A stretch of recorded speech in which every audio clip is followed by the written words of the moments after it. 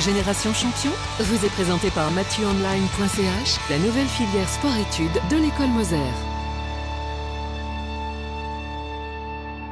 Bonjour Raphaël. Bonjour Michel. Merci d'être là dans nos studios. Plaisir. Beaucoup de tournois durant l'année, en tout cas merci d'être là, on apprécie. Barbara Albisetti, secrétaire générale de l'Association suisse de golf, merci beaucoup d'être venue jusqu'à nous. On va saluer la maman de la championne. Bonjour Elodie Sturza. Bonjour Caroline. Merci beaucoup d'être avec nous. Bonjour, bienvenue Maurice. Golf Club de Genève, et bien évidemment on en reparlera, très présent dans le golf suisse. Donc on se retrouve dans un instant pour parler de golf, Génération Champion, avec Raphaël Jacquelin, Caroline Sturza, deux invités. C'est tout de suite, c'est à suivre maintenant.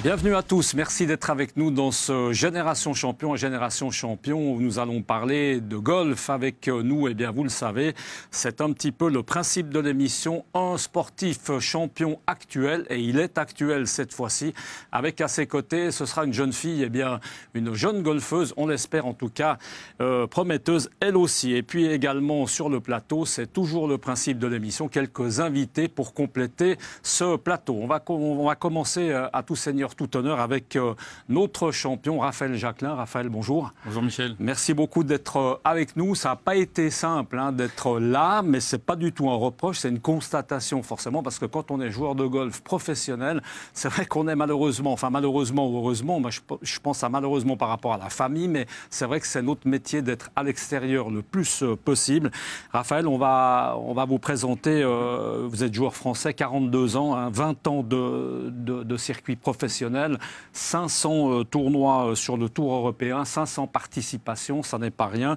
Une 8e place au British Open, ça c'est un petit peu tous les bons côtés évidemment de ce que vous avez fait.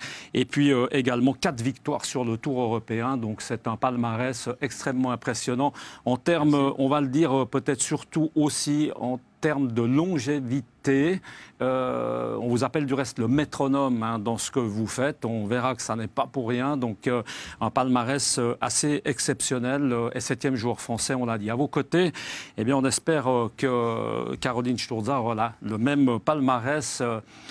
Caroline qui a 14 ans, championne de Suisse des moins de 12 ans et puis également vice-championne de Suisse des moins de 14 ans également. Donc aujourd'hui dans le cadre régional, dans le cadre roman, sous les bons conseils de notre ami Nicolas Sulzer. Je dis Nicolas Sulzer parce qu'on l'a régulièrement sur cette antenne. Voilà, en tout cas. Et puis 2,7 de handicap. Peut-être qu'on aura l'occasion d'y revenir. Et puis également sur ce plateau, grand plaisir d'avoir Barbara Albisetti, qui est secrétaire générale de l'ASG, l'Association suisse de golf. Barbara, bonjour. Merci beaucoup d'avoir fait le petit déplacement depuis Lausanne, parce que le centre névralgique est à Lausanne. Merci d'être venu. Et puis à vos côtés, Maurice Turrettini. Maurice, bonjour. Merci beaucoup d'être ici sur ce plateau également. Maurice, président du Golf Club de Genève. Et puis j'ai envie de dire accessoirement, mais ce n'est pas trop accessoirement, avocat bien entendu ici à Genève. Et puis également président du salon de l'auto, ce qui n'est pas rien.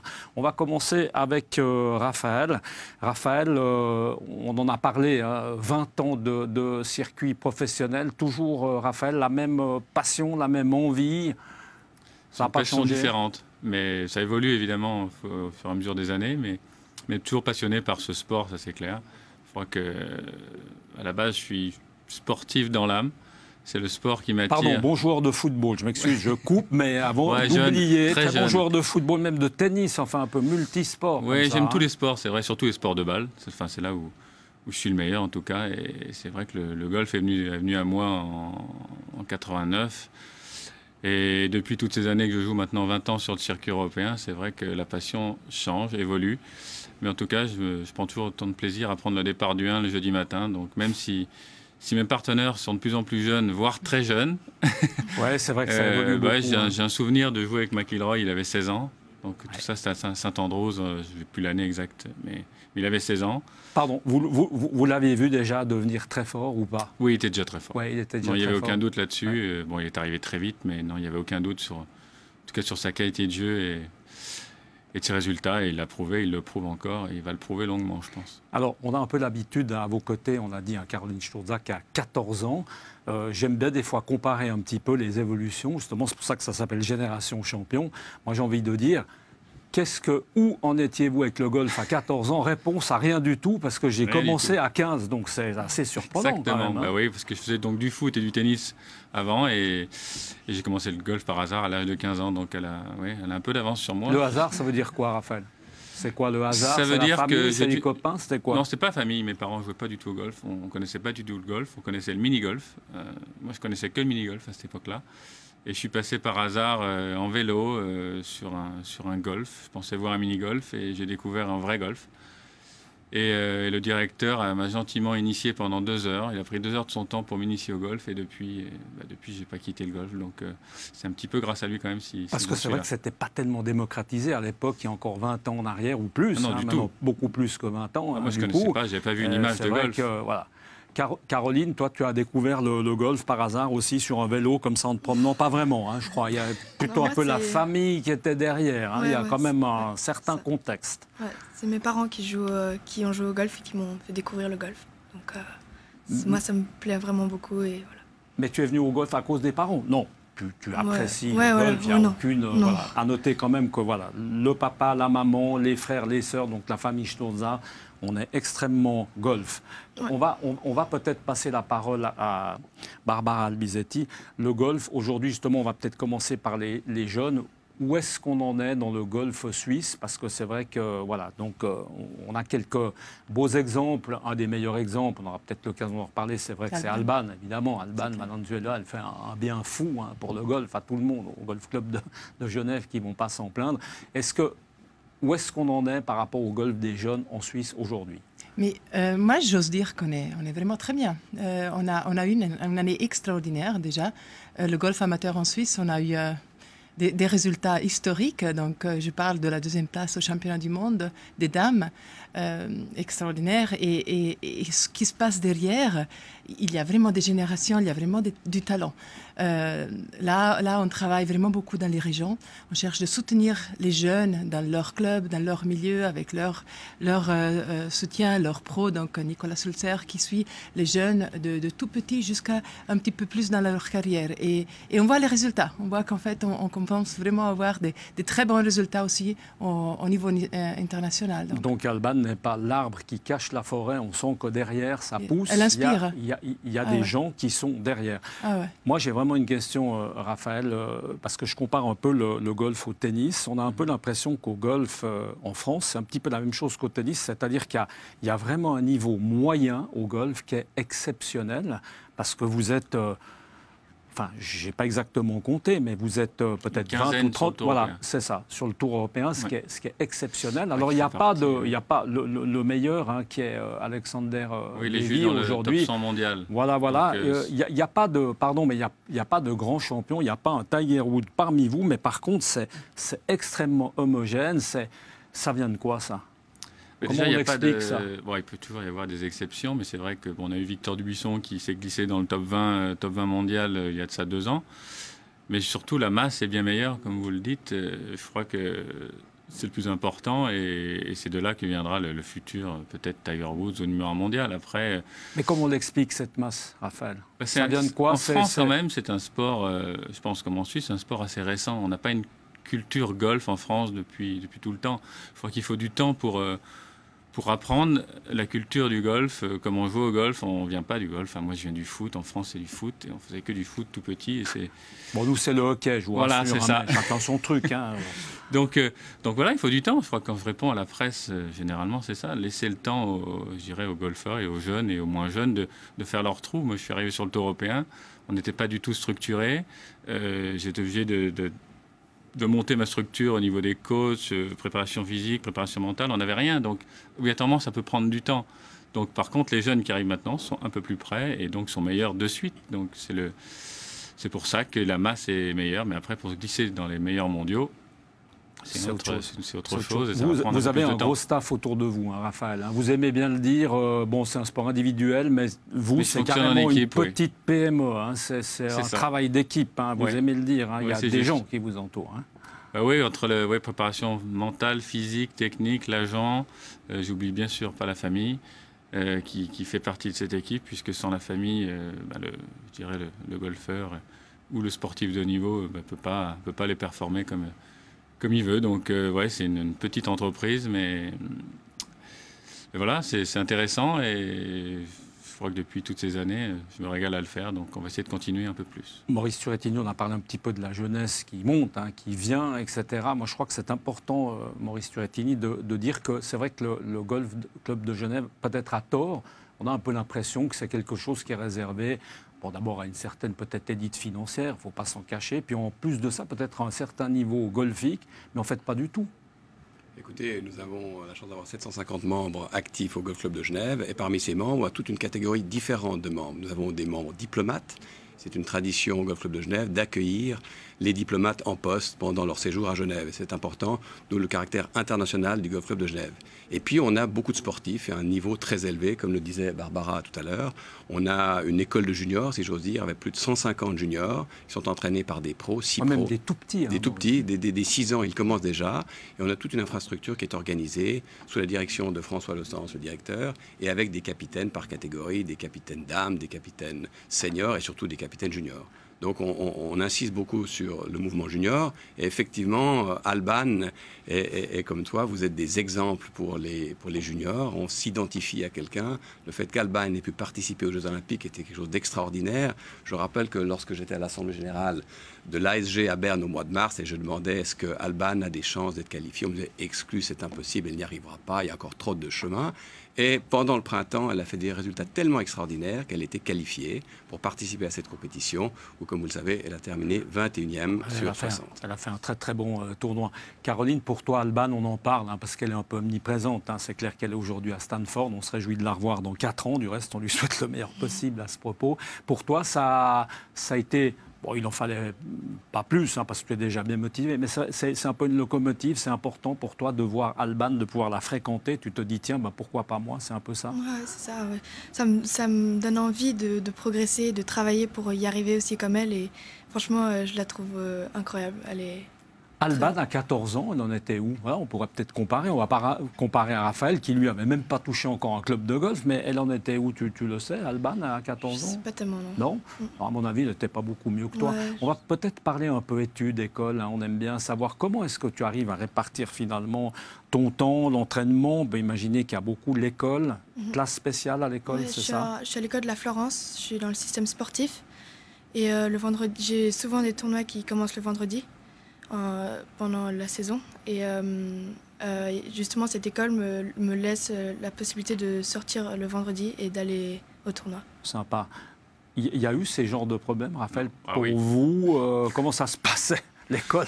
On courbait un peu pour aller au practice ou... Il y a un vrai problème. Moi, je prenais le bus plutôt pour aller vers le golf que pour aller à l'école.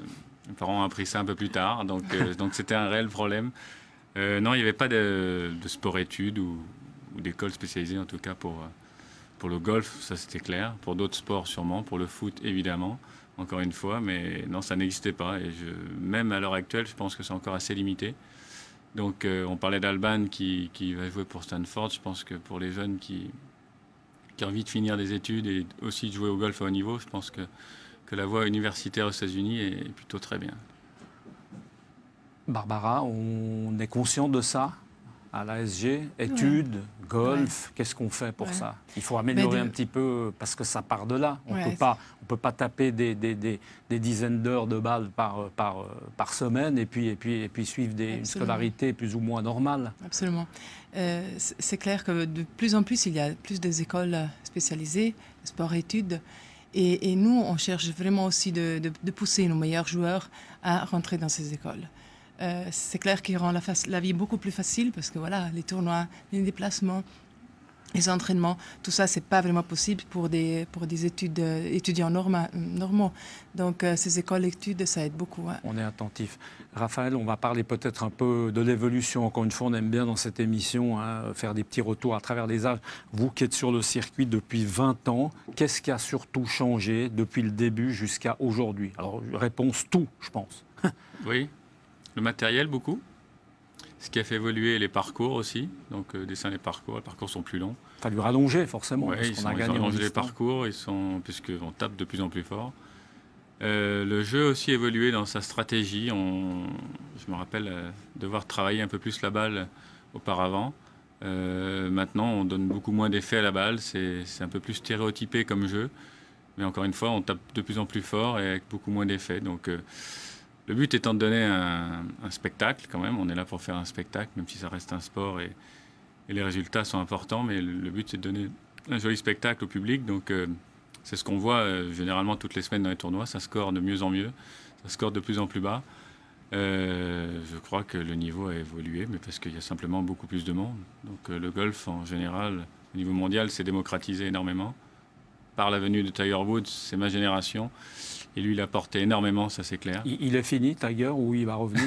J'espère pas, puisque tout le monde attend quand même un petit peu son retour.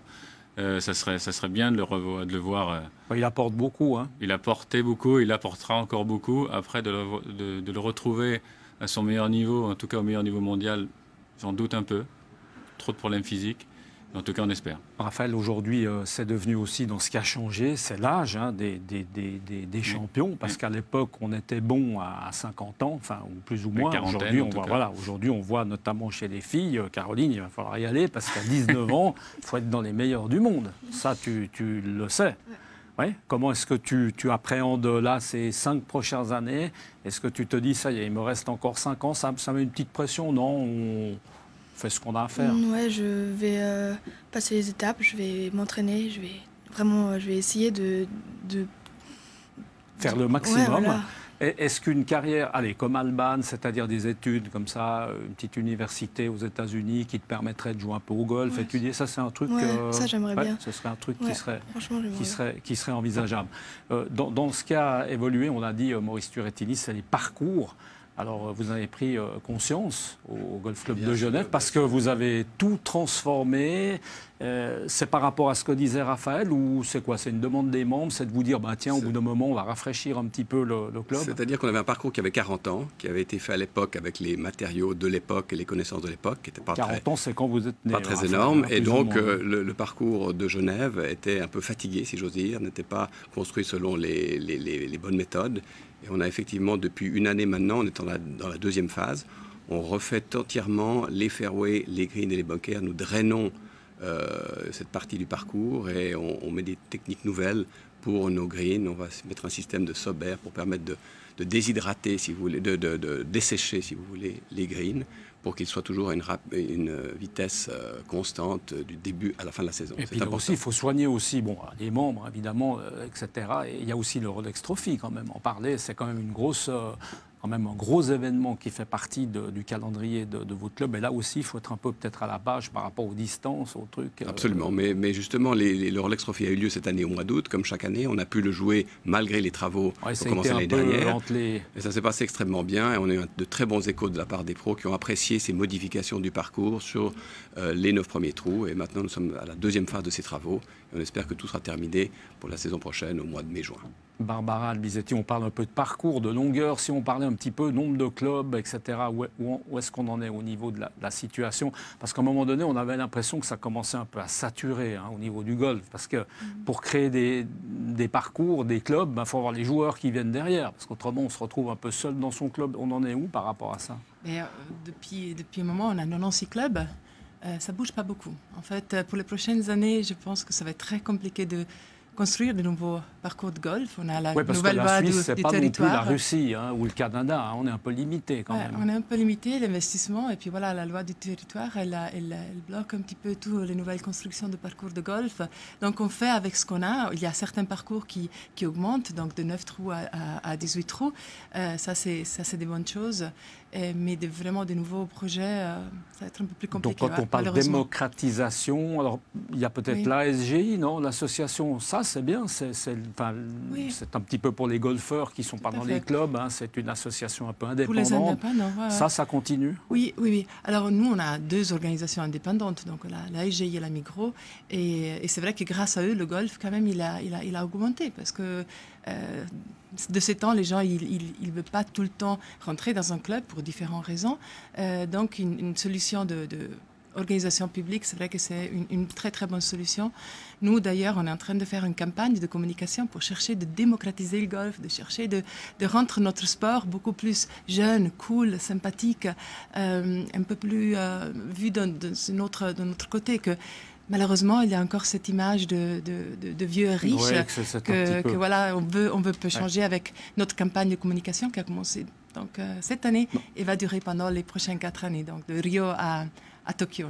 Maurice, cette image un peu de sport de vieux riches, hein, pardon, mais c'est vrai que ça vous court un petit peu derrière, comme ça. C'est pas tout à fait le cas. Hein, non, je crois que c'est en train de changer, justement par des personnes, de jeunes joueurs dont on parle, etc. On voit de plus en plus d'émissions de golf, preuve en est la vôtre.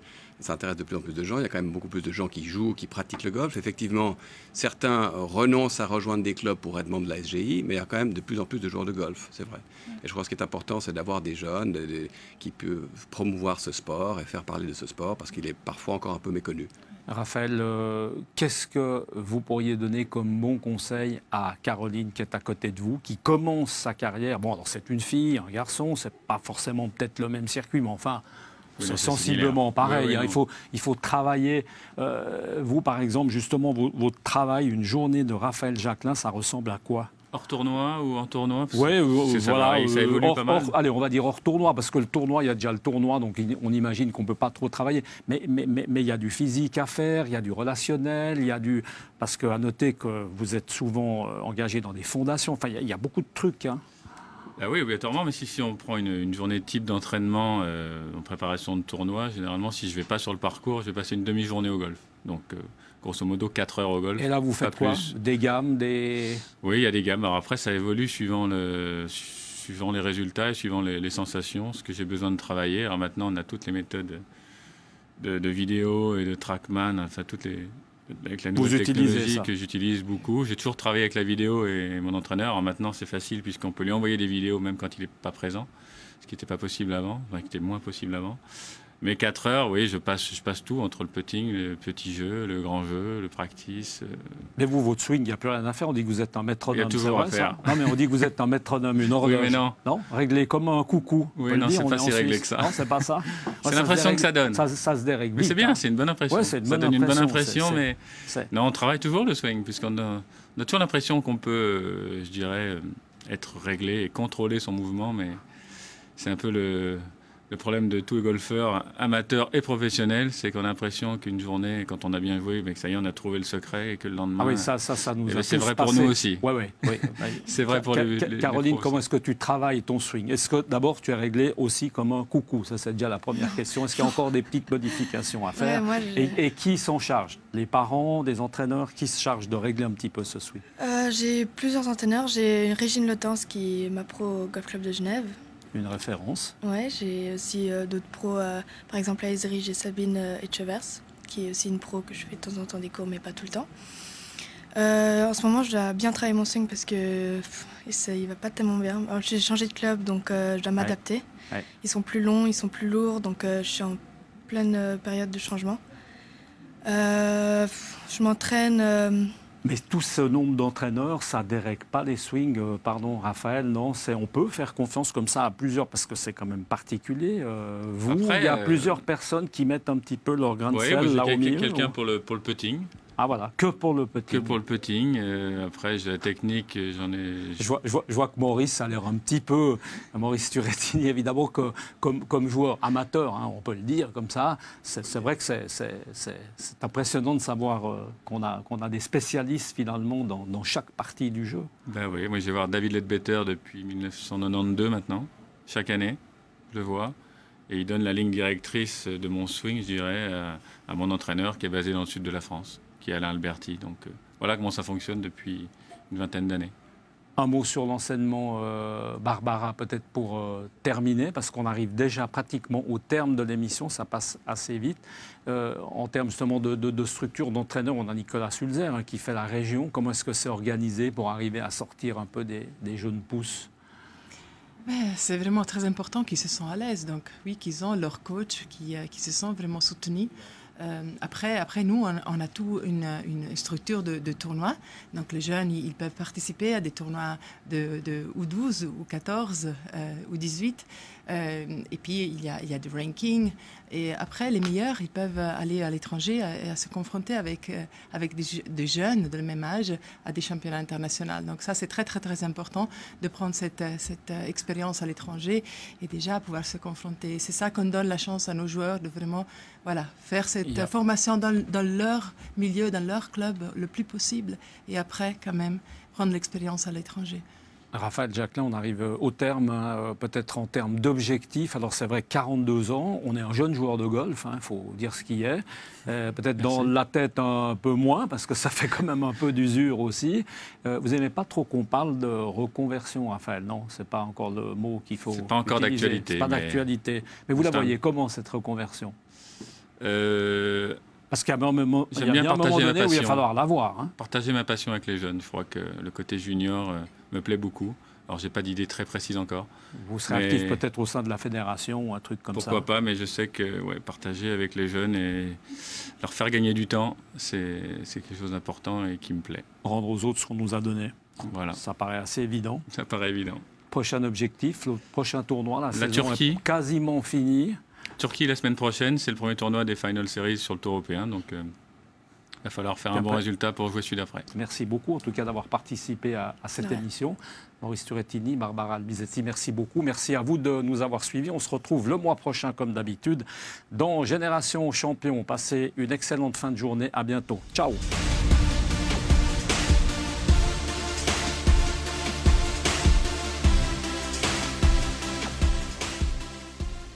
Génération Champion vous a été présentée par MathieuOnline.ch, la nouvelle filière sport-études de l'école Moser.